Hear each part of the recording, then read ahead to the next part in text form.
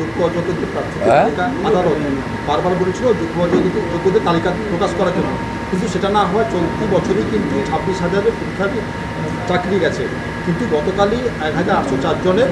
Supreme কোর্টের পরিষ্কার নির্দেশ ছিল, যেহেতু রাজ্য সরকার যোগ্য অযোগ্য তালিকা সুপ্রিম কোর্টের হিয়ারিংয়ের সময় দেয়নি, দীর্ঘ সময় ধরে দেয়নি। সুপ্রিম কোর্ট কতগুলো যেহেতু তালিকা দেয়নি, এসএসসি অর্থাৎ মমতা ব্যানার্জি বলেছিল OMR tampering, rank jumping, out of panel, এইরকম 3-4 প্রকারের যারা আছে তারা টেন্টেড।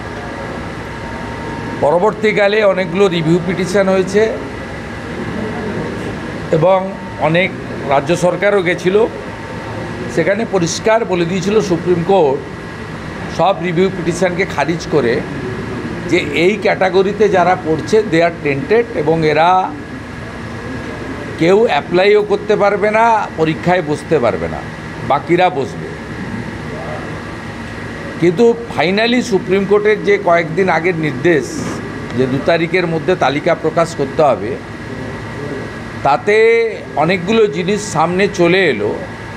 একটা হচ্ছে নির্বাচিত সরকার, যে সরকার বেকারদের কর্মসংস্থান, স্বচ্ছতা, সংবিধান মেনে কাজ করার কথা বলে এসেছে, সে 1804 হোক আর যাই হোক, একটা চাকরিও কোনো নির্বাচিত সরকার অবৈধভাবে দিতে পারে না।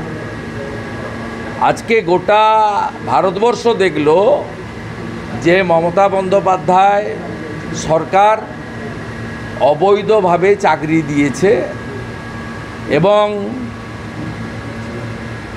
এই চাকরি যারা হারা হলেন তারা যদি দাগি হন বা অভিযুক্ত হন, সাথে সাথে মমতা ব্যানার্জি এবং তার সরকার হচ্ছে মহাদাগী। কারণ এই লোকগুলোর মধ্যে অনেকেই রাজনৈতিকভাবে সুপারিশে চাকরি পেয়েছে, আবার অনেকে স্ত্রীর গয়না, মায়ের গয়না, গরু বাছুর, জমি জায়গা সব বিক্রি করে চাকরি পেয়েছে। স্বাভাবিকভাবে এরা যদি দাগি হয়ে থাকেন, হয়তো দাগি সুপ্রিম কোর্টের ভাষায়, তাহলে মহাদাগী হচ্ছে মমতা বন্দ্যোপাধ্যায়ের সরকার।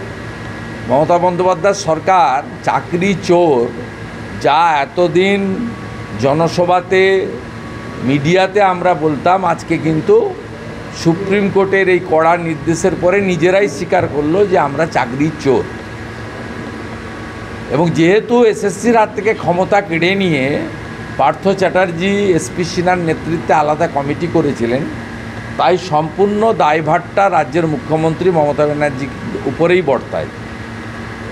দ্বিতীয়ত, এই তালিকা অসম্পূর্ণ, কারণ এই তালিকায় অ্যাড্রেস নেই, স্বামীর নাম বা বাবার নাম নেই,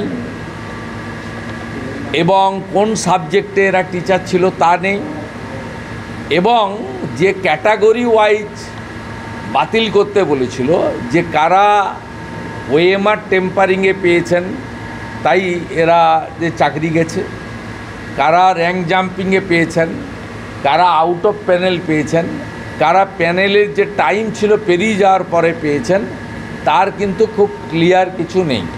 এর মধ্যেও জাগলারি আছে, সরকারের অস্বচ্ছতা প্রমাণ আছে। তৃতীয়ত, এই যে এসএসসির এক্সাম 7 তারিখে হওয়ার প্রস্তুতি চলছে, সুপ্রিম কোর্টের নির্দেশ, ডিভিশন বেঞ্চের নির্দেশের পরেও 1400টা অ্যাডমিট কার্ড বাতিলের মধ্য দিয়ে প্রমাণ হয়েছে যে টেন্টেড লোকেদের সুপ্রিম কোর্টের নির্দেশকে বুড়া আঙুল দেখিয়ে অ্যাপ্লাই করার সুযোগ শুধু দিয়েছে তা নয়, অ্যাপ্লাই করতেই পারে, অনলাইন পোর্টাল খোলা আছে। অ্যাডমিট কার্ডটা ইস্যু কে করেছে? অ্যাডমিট কার্ড ইস্যু করছে উচ্চশিক্ষা দপ্তর, এসএসসি। তার মানে এই সরকার সুপ্রিম কোর্টের নির্দেশ বাতিল করেও, ভাই এখানে আনো না, এগুলো রাখো সেখানে, এ বাতিল করেছে। তাই স্বাভাবিকভাবে পুরো বিষয়টা একটা অস্বচ্ছ। বলছি, জীবন কৃষ্ণ